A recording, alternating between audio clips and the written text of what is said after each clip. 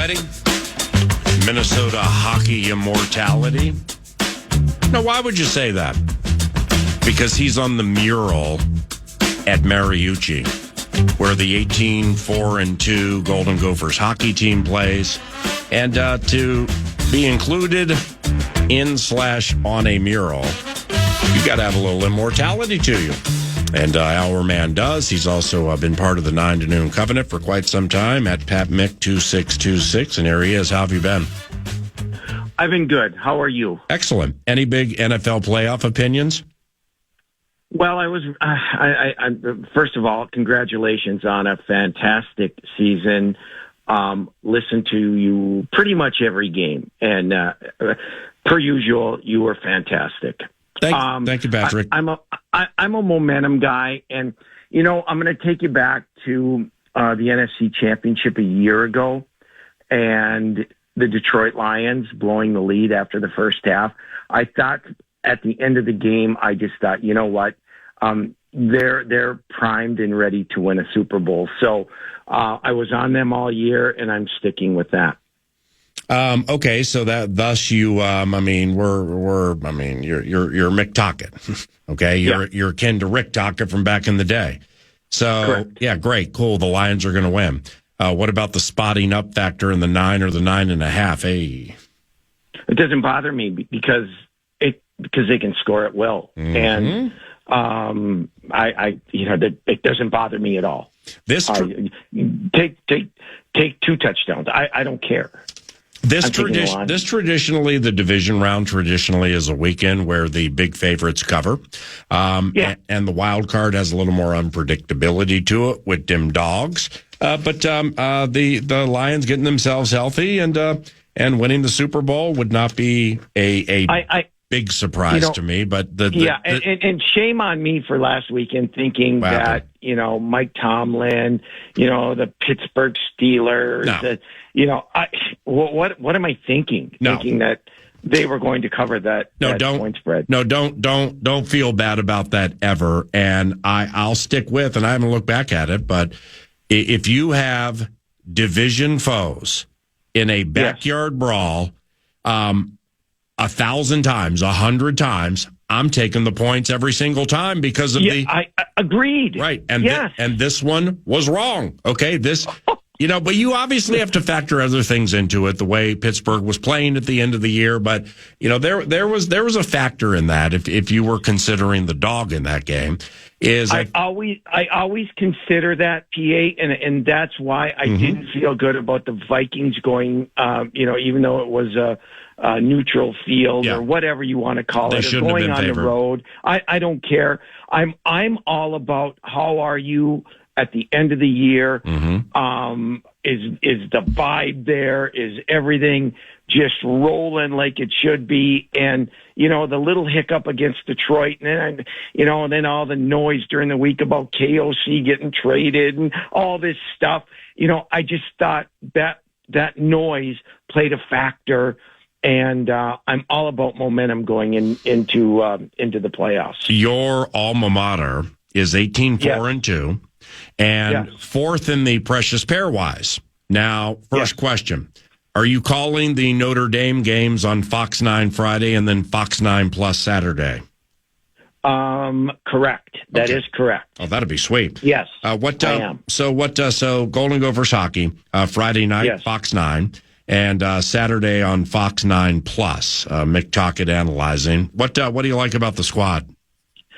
Their depth from top to bottom. I did some comparisons to the team that went to the final game 2 years ago, and I think this team has the ability to be better.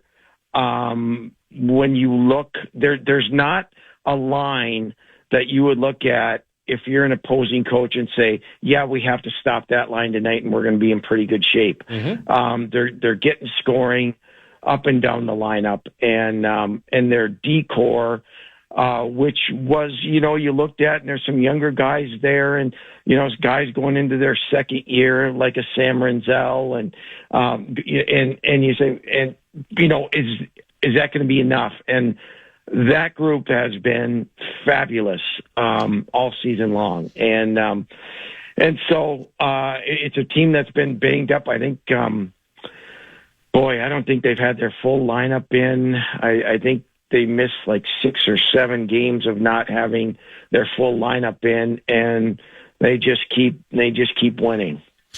Michigan State is top dog in the pairwise at 18-2-2. Sparty, who knew, and when did Sparty get good?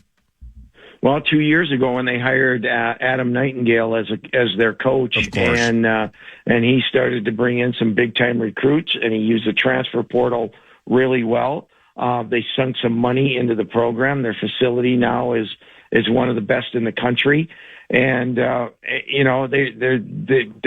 you can turn around a program pretty fast, and Adam has. To me, Minnesota and Michigan State are the 2 best teams in the country. You can put Boston College in there. You can always throw Denver in there. Right. But I think on a weekly basis, from what I've seen all season long, those 2 teams are the best teams in the country. And Gophers are at East Lansing next weekend. Those bad boys right there. I mean, I know we're approaching late January, so it's not exactly nut cutting time, but it's getting close. And those games, those bad boys are big at East Lansing, aren't they? Well, they are. And if you recall, right before the break, it was Minnesota's last series of the first half. Michigan State came to town, and their goaltender, who I think will probably win the Hobie, might be the best player in the country, just won gold for the U.S. for the second year in a row. Trey Augustine is fabulous in the net for Michigan State. But you know what? It's going to be a great series. Minnesota or Michigan State will win the conference title, and get that first round bye. But these 2 teams are pretty similar. I think Minnesota has a little bit more offense than Michigan State does. They may have the edge in the net, but it's going to be a great series. And I should remind people that Friday night game will be on the Fan. So that'll be a good thing for the people that are listening to the game. Right. We will do that more frequently next week because that's it's quite confusing to people. So we'll wait. It is. Yes. Yeah. So all right, 3-2. Denver is 6th in the land. How is our guy Zeev Boyum getting along these days? Incredible. He's a machine. I can't wait till he's in a Wild uniform. From a college standpoint, I wish he was there now. From a Wild perspective, I wish he was with this team now. He's a driver of the play. He's a creator. He skates well. He competes like none I've seen. And it was just to me, it was a steal for Minnesota to get him when they got him. And I can't wait till he's hopefully playing in the playoffs for this team in April. Talk at Pat Micheletti at PatMick2626. Please follow him on Twitter as 9 to Noon does, or the X Machine, as you may call it. Lastly here, and then a couple on the pros. Duluth. What has happened? 8-11-1. Boy, they're young. They're breaking in a new goaltender. They're not as strong defensively as they used to be in the past. I will say this: the talent that our friend Scott Sandlin has up front is really super young, and they're really talented. And so I think you're going to see them. They just came off a sweep over St. Cloud last weekend at home. And so I think they're finally starting to get it and understand what college hockey is all about, and understand how Scott wants them to play. And so, listen, I think things will be better for them in the second half, and even more so next year and the following year. The Wild. So McDavid chips in and cheap shots. He elbowed Marcus Johansson right into the locker room. What's up with that? Didn't like it. Didn't like it. Very uncharacteristic. You never see him doing that. But that goes. I tweeted something out last night, PA, where I thought that Edmonton was just taking a leisurely skate, and you could tell by the way that they were playing. There was a lot of open ice for Minnesota. I thought Minnesota played a really good game. Don't get me wrong, but I think their goaltender stole the game from them, because there was a point in the game. Minnesota was up 2-0. They could have put the game away. It was 2-1, and then Minnesota had a 2-0 breakaway. Great save by their goaltender. And then right after that, that was on Eriksson Ek. And then another one, a one-timer that Eriksson Ek took, another great save. So you score on one of those two, you get a little separation goal. Edmonton might at that point say, you know what? We got Colorado tomorrow night. Let's save our energy a little bit more. But they were able to stay in the game.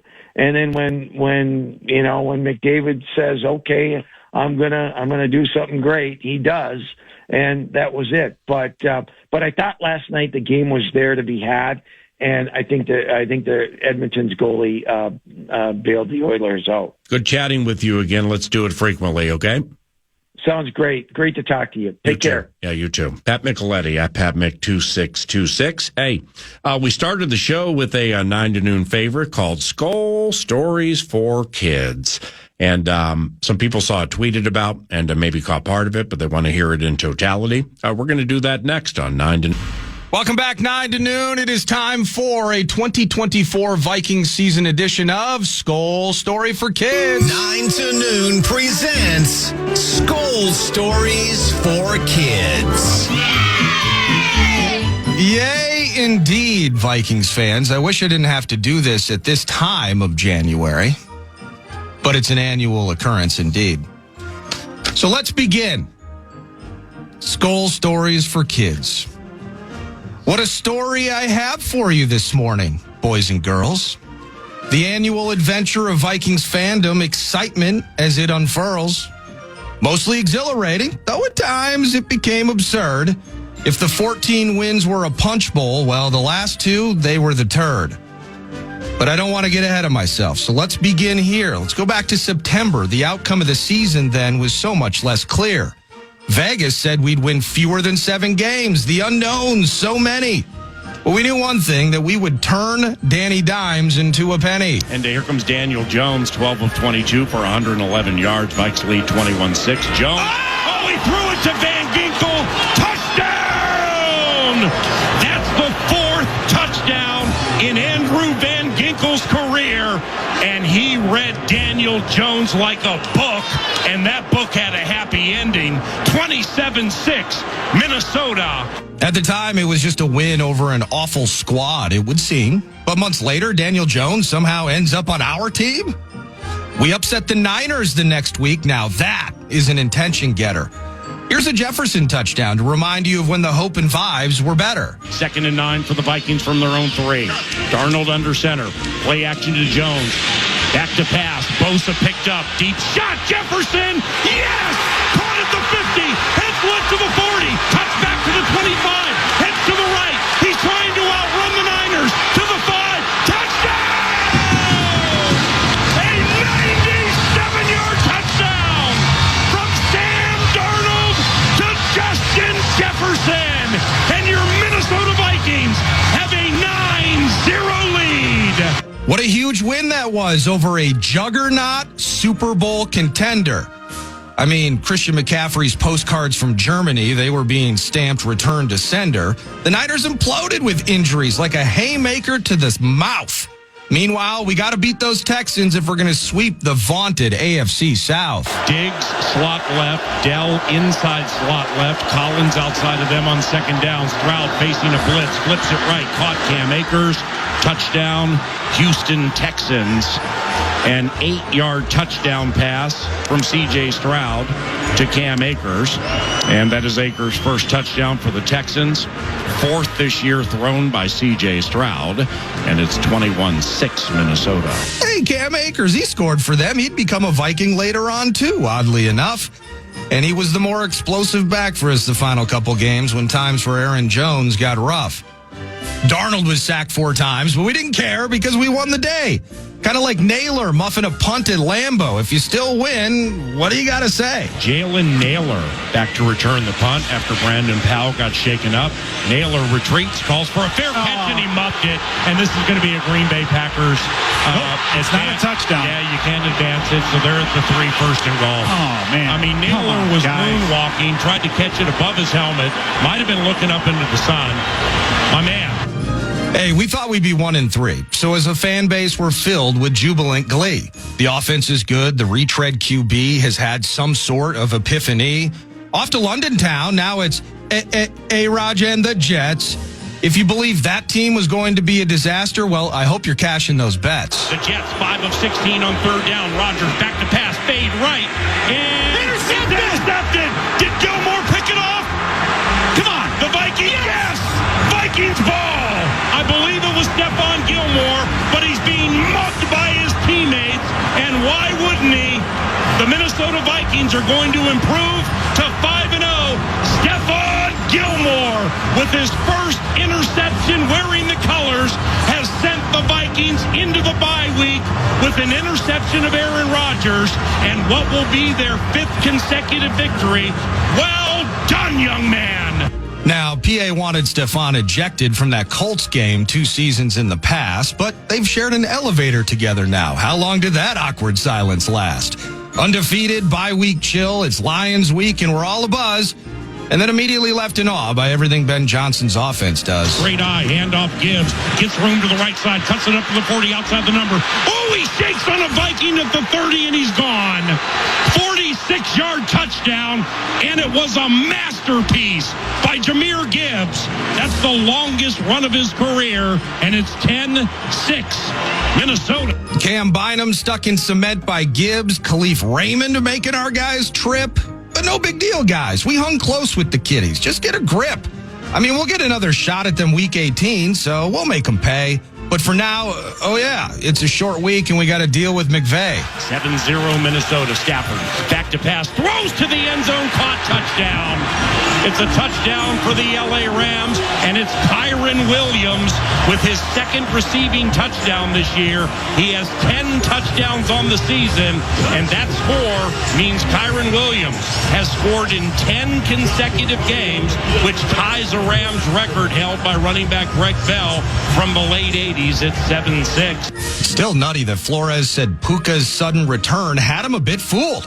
The teacher-student situation with KO was in session, and sadly, he was getting schooled. Just 5 bad days, Vikings fans. No worries. If you overreact, frankly, you're a wacko. Plus, Jamie Erdahl and the Gallerhorn, and we all cheered up by beating Joe Flacco. 3 receivers left, 1 out to the right. Taylor to the right of Flacco. Vikings rush 4. Flacco throwing left. Intercepted Byron Murphy Jr. And Flacco threw it right to him. That's an interception for the Minnesota Vikings, leading 14-7. And Bogo Ball has been activated. That short stint of misery would shrink in the rear view mirror. The elixir being the Colts, Jags, and Titans, it would certainly appear. We did it! Sweeping an awful division. And we're no worse for the wear. No need for the highlights, though. I mean, let's just jump ahead to the Bears. 22 seconds to go in the game. Onside try, Cairo Santos. He's going to kick it with his right foot. It's a dribbler. It bounces off a Viking and recovered by the Bears. Now let's see if they got requisite yardage. Let's see if they got requisite. Well, it depends on who it touched first. It, I believe, hit a Viking first. Are you serious? The right leg of a Viking, I believe. I don't want to be a jerk here, but we needed more from you, Johnny Munt. That was somewhere between missing a 2-foot putt or striking out on a bunt. The win streak extended to 4 thanks to Parker Romo's foot. And then to 5, thanks to Kyler Murray's long-range shot put. 3 receivers left, 1 right. 4th and 10 for Kyler Murray facing a 5-man rush. Kyler back to pass, throws right, intercepted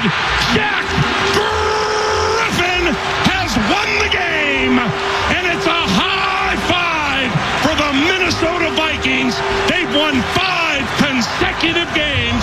The final score, 23-22, Minnesota. 5 sacks on Darnold that day, but no worries, my friends. It's another dub. Even though we did have to rely on a mostly inevitable but not entirely guaranteed Murray flub, on to Kirko Chains, the old, matching up with the ginger-hued new. And Sammy slung it better than ever. All 5 touchdowns he threw. 3 receivers right. Sam Darnold out of the shotgun. Jones picks up a blitzer. Pass right. Caught Addison to the end zone.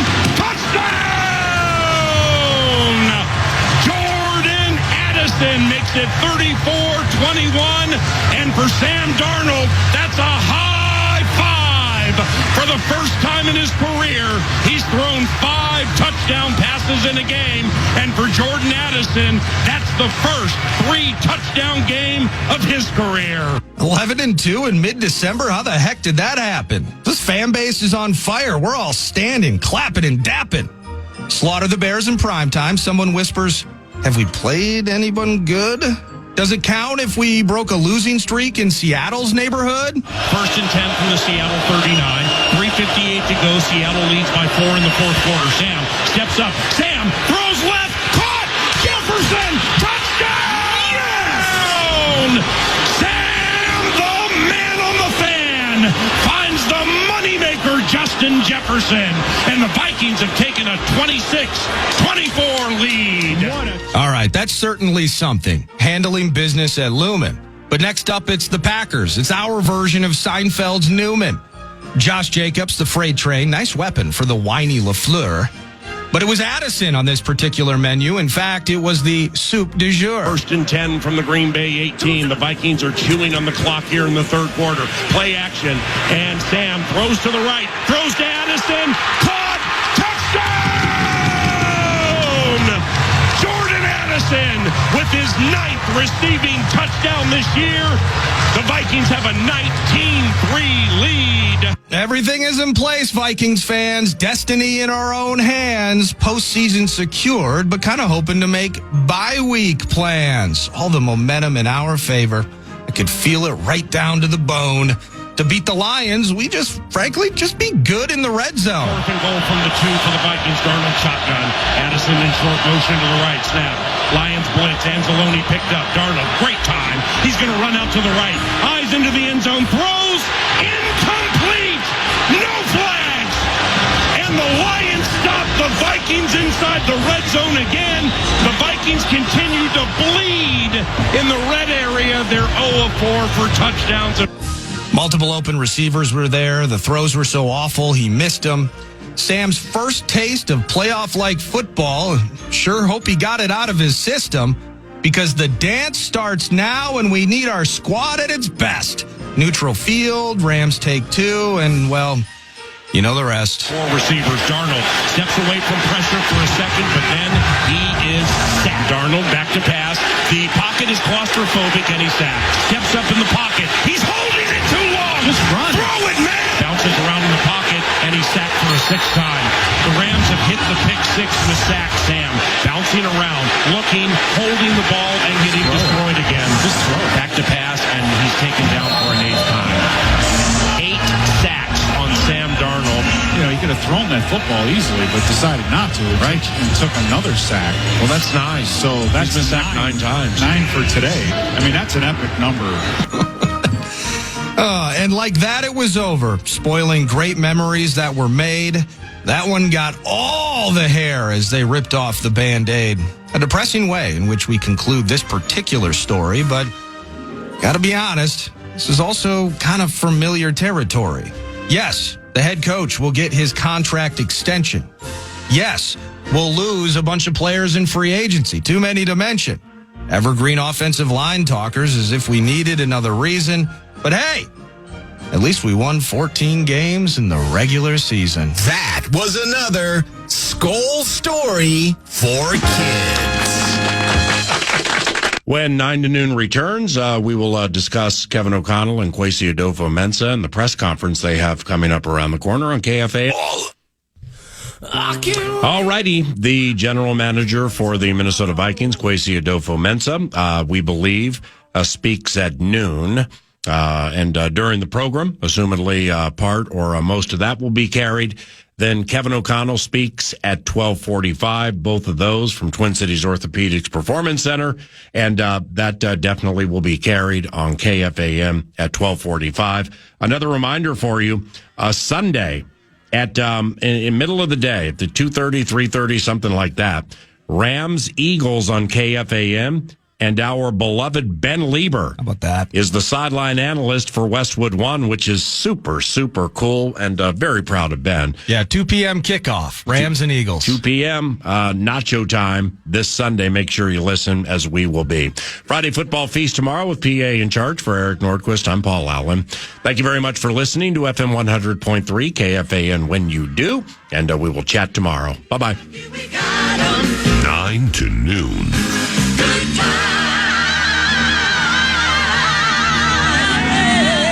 If it's good news or money, leave a message.